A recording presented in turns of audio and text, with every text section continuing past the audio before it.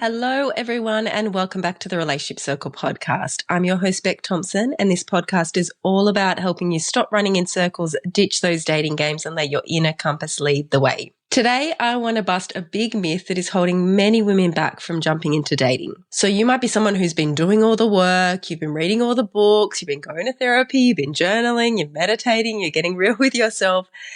And then you have this little voice inside your head that says, I'm not quite ready to date yet. I'm probably going to mess it up again. I don't want to repeat those same patterns. I need to heal more before I jump into the next relationship. Does that sound familiar to you? Because if it does, I wanted to dive in today about what that means and how you can know you're really ready for dating. Because I'm someone who is of the belief that a lot of the work happens in relationship with another person. So you don't have to be perfectly, fully healed before you jump into that relationship because let's be honest, who is anyway? So let's get one thing clear. There is no I'm fully healed. There is no finish line at the end of healing, right? It is a lifelong process. And trust me, the more that you're in this work, the more you realize, oh, there's more work to do. There's more work to do. There's another layer to do. And that is not a negative thing. That's a great thing because you're constantly uncovering parts of yourself that you can do differently with. And you don't wake up one day and just hand this certificate that says you're a fully healed human. You can go out into the world now. You're ready to date. And so sometimes we have this belief that we need to be perfectly healed or in this perfect spot or just, I hear the word perfect a lot, that we have to be in this space before ready to start dating again. And that is just simply untrue and unrealistic. And it's just another form of self-protection. It works to keep you safe, right? Because if you don't go out there, there's no chance to get rejected. There's no chance to get hurt. So it keeps you safe from it, but it also keeps you alone. And here's the hard truth. Sometimes we hide because we're scared of healing. We're scared of trying again. We're scared of getting it wrong and we're scared of being seen. So it's true that you can learn a lot when you're in solitude. You can learn a lot when you're by yourself. And I absolutely encourage that for people. I don't want you to jump from date to date to date or relationship. I actually love a period where you're able to take some time to reflect on you, reflect on the relationship, reflect on what you want to be done differently next time.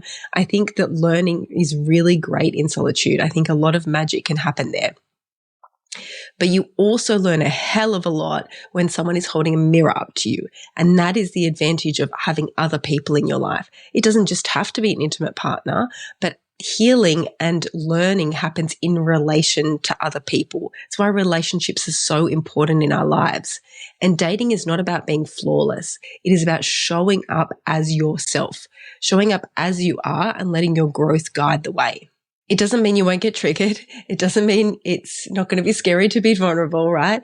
These old patterns might come up and they might resurface, and that is completely okay. Because the difference is now you have the tools. You know what a red flag is. You know what to watch out for. You know how to regulate instead of react from people. You know how to do differently. You know the patterns that have been showing up over and over and over again in your life, and you know how to spot them and how to do differently next time. And if you don't, let's chat because we can work on that. But that is what growth is. That is the difference. So I suppose the question I get asked a lot is like, how do you know, like, how do I know if I'm ready, or how do I know if I have more work that I need to do on myself? More often than not, when I'm working, the women that I'm working with, and maybe the women that listen to this podcast, I think you err on the side of caution of you need to do more work. So you'll stay in the getting ready to get ready phase. You know, you'll stay in that I've got to learn more about myself. I've got to journal. I've got to figure this out before you get it ready into dating. But let's have a look at what you can know, what you can assess to see if you're ready enough to jump into dating. So you don't have to be perfect. You just have to be aware, right? So you have to be willing to own your part. So whenever you're in a dating situation and there's something that comes up that you feel like you could have done differently, own it. Take responsibility for it. Own your part in it. Own the part that you play in it, because that's the only part you have control over. Then you want to build a really great relationship with yourself, because you're not looking for someone else to make you whole. You are not looking for someone else to complete you. They're not your better half. They're not your other half. You have a great relationship with yourself, and another person is just like the icing on the top, right? They are great in complementary with you, but you're already whole, and you're dating from intention, not avoidance. So you know what you're looking for. The like the light is super clear where you're heading. You know exactly what you're going for, and you've got intention with dating. You're not just dating all over the shop, not knowing what you want, or dating these partners that you're picking to avoid the loneliness or to numb the loneliness. It's not about that. You've got intention in mind. And that is literally all you need to know if you are ready enough to start dating. You want to know that you're willing to own your part. You want to have a great relationship with yourself and that you date from intention.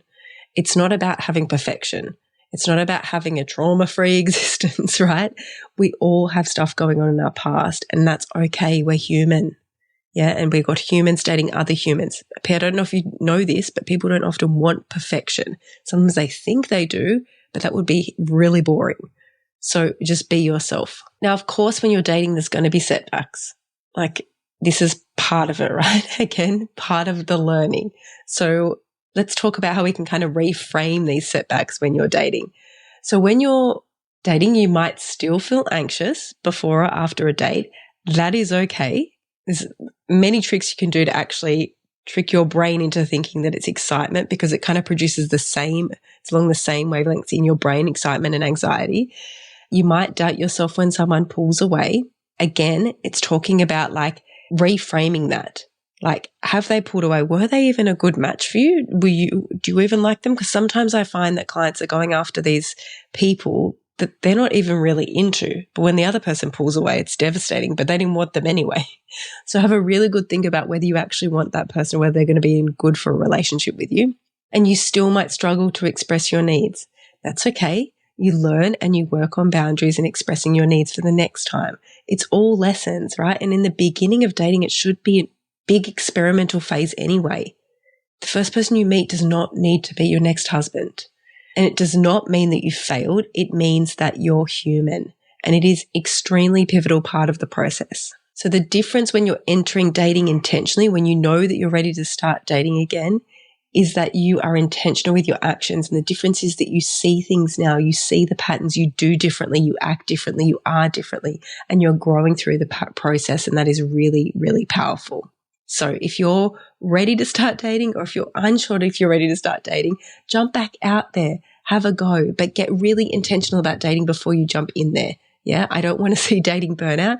I want you to see that you go at this with intention like you do with other goals that you have in your life. All right, see you next week. Thank you so much for listening to the show. If you got value from this, please don't hesitate to share with a friend so they can get value from this too. And don't forget to hit follow so you don't miss an episode. It's also how I keep this podcast alive.